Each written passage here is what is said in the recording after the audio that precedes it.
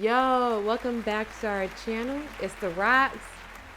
Today it's Val. Ricky's letting me run this one solo dolo.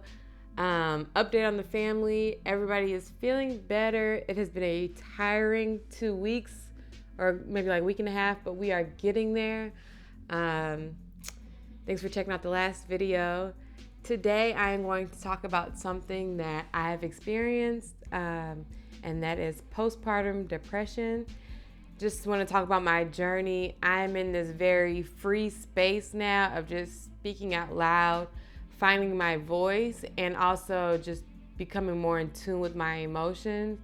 I have not always been good at that. I've always been very outspoken, but not when it came to my feelings. And I'm definitely in the midst of my journey. Do not have all the answers. I just know where I am, where I've been, how I'm getting by. And so this is honestly just me telling part of my story. It's not the full story, and it's definitely not the full story on postpartum depression because it affects women so differently. It takes on many forms, and so I don't want this to be like a one-stop shop for postpartum depression. Definitely, if you're feeling anything, reach out for help, seek professional help. This is just me being open and honest and just being very transparent.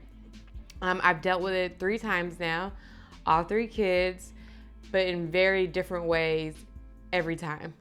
With Hayden, I was 17 when I got pregnant with Hayden, walking around the schools of high school, big, belly growing, hormones raging, and not telling anyone how I felt. Then I had him.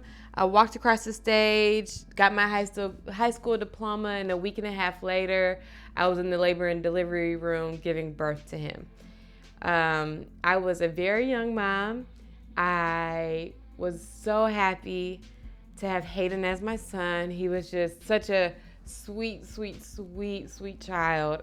Just honestly, one of the kindest people I've ever met, and I got to bring him into this world. So he was definitely very fitting for my situation, just being a young mom. I almost felt like I didn't have the room to complain because one, he was so great, and also like I'm the one that got myself in that situation. I was the one that became a young mom on my own in a sense. So I think very much so I internalized that. I internalized any stress that I felt and felt like I deserved it. Like I literally never complained about my feet swelling. I didn't complain about my back hurting, my hips spreading, none of that while I was pregnant. And even after just having a young child, I just did not complain. I got up, I went to work, and I did what needs to be done. But looking back, like I probably need to say out loud what that felt like. But like I said, that doesn't take away from the fact that I was joyful and I was happy to have a son. Fast forward 10 years later, Ricky and I planned our little baby girl, Harlow. And Harlow was intended to be like our joy, our next happy phase in life because we lost Ricky's mom. And it was a really tough time for us as newlyweds, just as a young couple. And Harlow just getting pregnant, being able to birth new life just felt so right for us at that time. Harlow, man, she has changed my way of thinking. She has changed my way of speaking.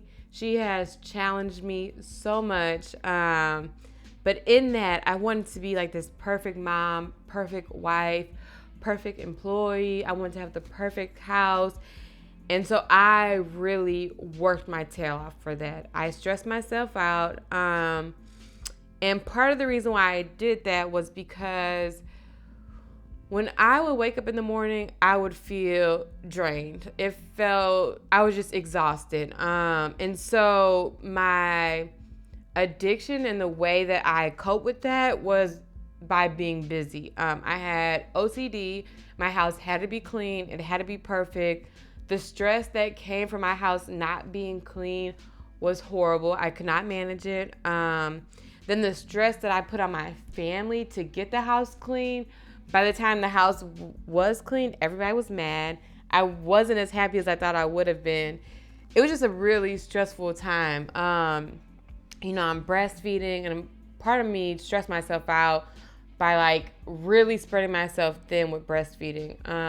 But again, all of it at the time was my way of coping. It was just my addiction, just being nonstop busy, having this OCD, and like it just made sense for what was going on inside me. It was a way for me to rationalize what I was feeling.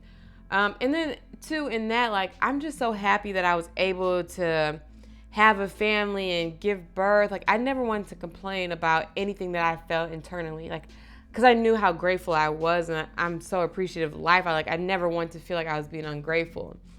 And so when Harlow turned a year old, it was Ricky and I's third anniversary in July of 2017. And I love anniversaries. I love birthdays. It's just such a good time to reflect, analyze the past year. And I'm sitting there reflecting. So everything I just said about stressing about the house being clean, I didn't understand what I was doing. I sat down and I thought I was such an unhappy, stressed out wife. And so, I'm crying to Ricky. We took a road trip to Branson for our anniversary, and we're in the car, and I'm just bawling. I'm like, I am so sorry. Thank you for being so kind to me this last year. It couldn't have been easy, but I think what happened was I was experiencing postpartum depression, and that was my first time verbalizing it. It was my first time.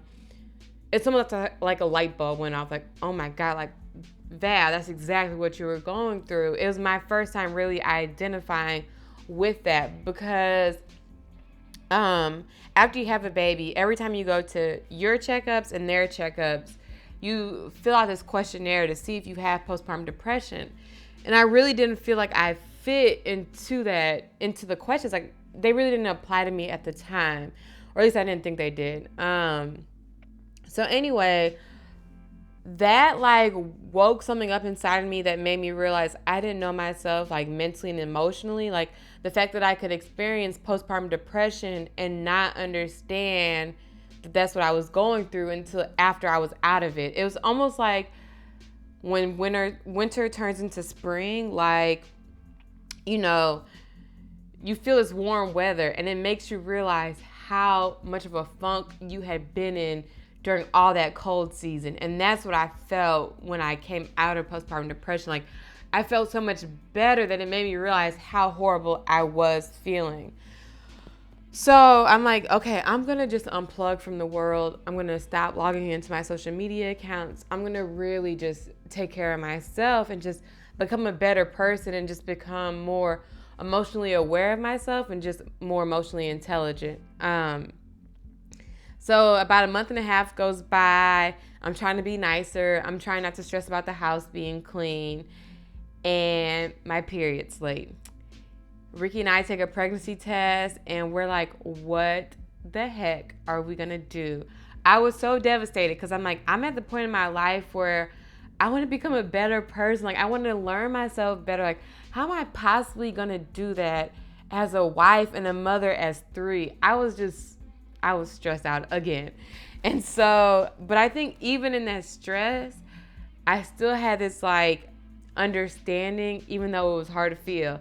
I had an understanding that God was trying to show me Val, you are yourself, and I'm going to show you who you are despite all those titles you keep putting on yourself. Wife, mom, you can still be you and be all those things. And I'm going to show you that. You're going to be pregnant while you learn it. You're going to have a third kid while you learn it, but I am going to show you. And so I think I kind of understood that, even though I was still really stressed. Okay. But then obviously Ricky and I started getting excited for a third baby. It was so exciting. My New Year's resolution for 2018 was just to unplug and let things just be. So even though I had been on social media for a few months, I never deactivated my pages. So in December, I deactivated my pages. And I'm like, I don't want to be found. I need to go within me, learn some stuff about me. And so I just started taking out me time. And it was so cool. I started reading. I think I still got kind of scared though, because I'm like, I'm knowing I'm going to have this baby soon. Is this postpartum depression going to come back around? And also just the things I was learning about myself, I was kind of getting scared emotionally and mentally. Like, I didn't know if I could handle what I asked for, in a sense. So in April 2018, we welcomed Violet into the world. And once again, my heart was filled with so much joy. The joy that my children have brought to me is just unmatched. Violet, right away, her personality, she was just so cool. She fit in. She was just, I don't know, just sweet, laid back, but still you could tell she's going to have that spunk to her. Like, she reminded me a lot of myself, honestly. She was just, I don't know, just so cool. So again, with her, the way I've been feeling postpartum depression was more of like that textbook, like those questions that I was asked during the questionnaire. I can relate more to those now. So like, do you enjoy things as much as you used to? Do you have more anxiety about things that you used to not have anxiety about? Are you just more of an anxious person? And I have become that. And I don't know. So I think I was kind of naive, because I felt like because I was able to identify with postpartum depression that I maybe wouldn't have had it again, or maybe I'd be more prepared for it. And I think I was more prepared, but in that being prepared, like, I was hoping it just wouldn't happen again. And it happened again. So I've been dealing with it, and it's been like a catalyst of change for me. Like, just, it has awakened something in me that I needed to wake up. Like, I needed to become just more emotionally and mentally sound. Like, I've never been good at expressing my emotions, whether it's like really happy or really sad. Like, I've always been like this really mellow in between person, but that's because I was internalizing way too much. So going into 2019, I said, I'm going to be kind. I'm going to be more kind than I've ever been, and even more kind to myself. I started the year off with a very tough conversation. I was really vulnerable. I ugly cried my way through it, and it was really, really hard for me, but it felt so good, and it felt so right, and it felt like what I needed in my life. But that day I felt like, is this how all my 2019 is going to look like? Am I going to cry every single day? And if I do, I'm ready for it. But damn, I don't know if I want to cry every single day. So literally the very next day, Ricky and I take Hayden to go jumping on trampolines. And I said, okay, I am going to channel my inner Ricky. And thank God for my husband. I have a very emotionally present husband, meaning he can laugh with me, he can cry with me, he can just be there with me emotionally. And he's shown me ways of like how you can be happy and how it's okay to show that, like how it's okay to exude that energy. And so I went into the trampoline place saying, okay, I'm going to jump as high as I can, I'm going to laugh as loud as I can, and I'm going to scream, and I'm going to smile as big as I can. Girl. And that was so good. And it made me feel so much better about this year, because I need balance. Like, I need to be able to be happy, I need to be able to be sad, and I need to be able to know, like, this postpartum depression is okay to have, and it's okay to cry through, and it's okay just to be present in that. And so, yeah, here I am. I'm very flawed. I'm in the midst of my journey. Like I said, I don't have all the answers. I can tell you some of what I'm doing to, like, make things better. And I just wanted you to know, like, when I say postpartum depression is a catalyst, there was more things going on with me. It wasn't just postpartum depression. There's, like, childhood traumas and just other things that I have not dealt with emotionally and mentally that it's coming out now. And so I watched things like This Is Us, and if you've ever watched This Is Us, you've cried many times. It has really helped me. It has really saved my life emotionally. Red Table Talk, I have been able to listen to other people's stories and understand more about mine. Um, I always classic The Office is such a healing show for me. Being able to laugh, being able to see like a diverse mix of people, and Michael Scott, like just one of the kindest people. Like I love TV. So just like having those outlets to like being able to like to see myself in different ways and in different shapes in the TV has really saved my life. My next step is to talk to a professional, a counselor. That's my next step. Before that, I've been talking to my husband. I've been talking to my friends. I'm talking to you guys. I'm really putting myself out there. I talk to my sisters. I am really just being very vulnerable in this moment. So that's my story. It's part of my story. It's not the whole thing, but I'm very excited for this year. I'm excited for balance. Just being a woman, it is very hard to take time out for yourself sometimes, but it's so important. It's so needed as a wife, as a mom. Like, you just want to be perfect. You just want to be this cookie cutter, and that's great. It's great to strive for things. It's great to have goals, and it's great to want to be the best. But I think it's just so much more important to take care of yourself from within now. And I get that. And I'm so happy I see that now. So yeah, if you want to comment below, like tell me your story, ask me questions about mine. Find me on Instagram at Hughes of Val, on Facebook, Valerie Elizabeth. I'll drop my email below. Like, let's just talk about it. Tell me what you're doing to cope. Tell me how you figured out a way to love yourself and just to become your natural self. In the midst of being everything that you are as a woman.